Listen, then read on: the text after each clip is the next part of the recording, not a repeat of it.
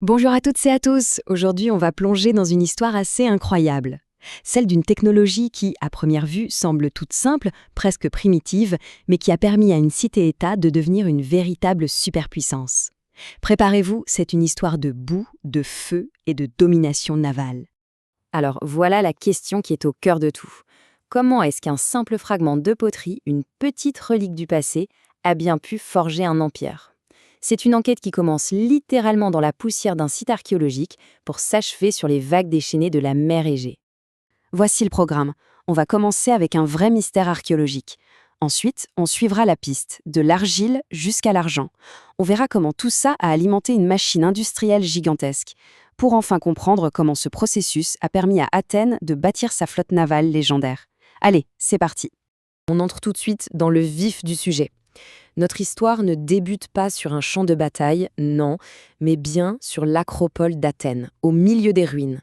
C'est là que tout a commencé, lors de fouilles menées il y a une centaine d'années. Au centre de ce mystère, il y a ces fameux fragments d'argile. Au début, les archéologues ont pensé qu'il s'agissait d'une sorte de fourneau ancien, un peu bizarre, avec tous ses trous. Une découverte sympa, oui, mais ils étaient loin, très loin, de se douter qu'ils venaient de mettre la main sur la clé de la puissance athénienne. Regardez bien ces détails, parce que c'est là que ça devient fascinant.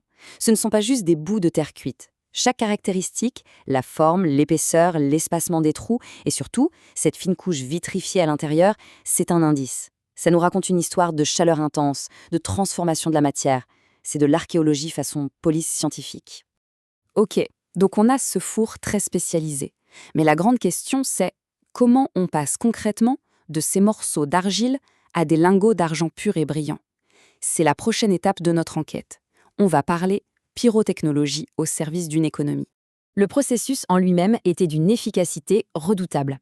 Essayez d'imaginer la scène, des ouvriers qui chargent le minerai brut dans ces fours, et puis une chaleur infernale qui grimpe à des températures extrêmes et qui va déclencher une réaction chimique pour, en quelque sorte, arracher le métal précieux de sa prison de roche.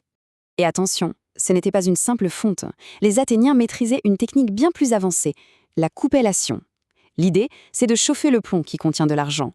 Le plomb s'oxyde et il est absorbé par le récipient, ce qui laisse derrière une perle d'argent quasiment pure.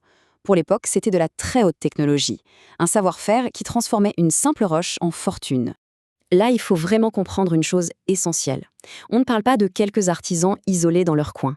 Ces fours, c'étaient les rouages d'une immense machine industrielle. Et le cœur de cette machine battait dans un endroit bien précis, les mines du Laurion. Rien que ce chiffre, il donne le vertige. 100 mètres de profondeur. Imaginez descendre dans le noir complet, l'équivalent d'un immeuble de 30 étages, mais sous terre. Tout ça pour aller chercher le précieux minerai. Ça en dit long sur l'ampleur et la difficulté surhumaine de cette opération. En fait, ce n'était pas juste une mine, c'était tout un écosystème. Il fallait du bois partout pour soutenir les galeries, pour alimenter les fours, il fallait des outils pour creuser la roche, et bien sûr, il fallait une main-d'œuvre énorme, souvent des esclaves, pour faire tourner cette entreprise d'État qui était le pilier de toute l'économie athénienne. Bon, récapitulons. On a la technologie du four, on a une source massive de minerais, et on a une logistique complexe. Il est temps de connecter toutes les pièces du puzzle. Voyons comment cet ensemble a forgé l'une des plus grandes puissances navales de toute l'histoire. C'est la base de tout, le point de départ. L'argent qui sortait en flot continu des mines du Lorient, c'était littéralement le sang qui irriguait les veines de l'économie d'Athènes. Sans cette richesse, pas de Parthénon, et la démocratie athénienne n'aurait sans doute pas eu le même destin. Et cette richesse n'est pas restée cachée dans des coffres, non, elle a été transformée en une des monnaies les plus stables et les plus respectées du monde antique. La drachme athénienne, avec sa fameuse chouette, c'était un peu le dollar de l'époque. Un outil économique et politique surpuissant qui permettait à Athènes de financer ses plus grandes ambitions. Et voici le lien crucial, le point de bascule. Cet argent a été directement converti en puissance militaire. Il a servi à construire, à équiper et à entretenir les trières, les navires de guerre les plus sophistiqués de leur temps. Chaque pièce de monnaie, c'était un clou dans une coque, un banc pour un rameur, une voile pour la flotte. Et là, la boucle est bouclée.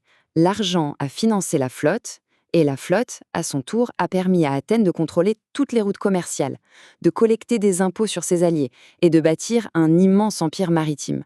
Un empire qui, bien sûr, générait encore plus de richesses. C'était un véritable cercle vertueux de puissance. Donc, le point essentiel à retenir, c'est celui-ci. Une technologie d'apparence modeste, un simple four en argile, a été l'étincelle qui a allumé le moteur de l'économie et de l'armée athénienne. C'est le tout premier maillon d'une chaîne qui a mené à une domination géopolitique sans précédent. C'est fou quand on y pense. Et tout ça, ça nous amène forcément à nous poser une question pour notre époque. Quelles sont les technologies d'aujourd'hui, peut-être celles qui nous semblent banales, qui sont en train de construire les empires de demain? Que ce soit un algorithme, un nouveau matériau ou une source d'énergie, l'histoire nous le montre, les plus grandes révolutions commencent souvent par de toutes petites innovations. C'est une idée à méditer. Merci de nous avoir suivis.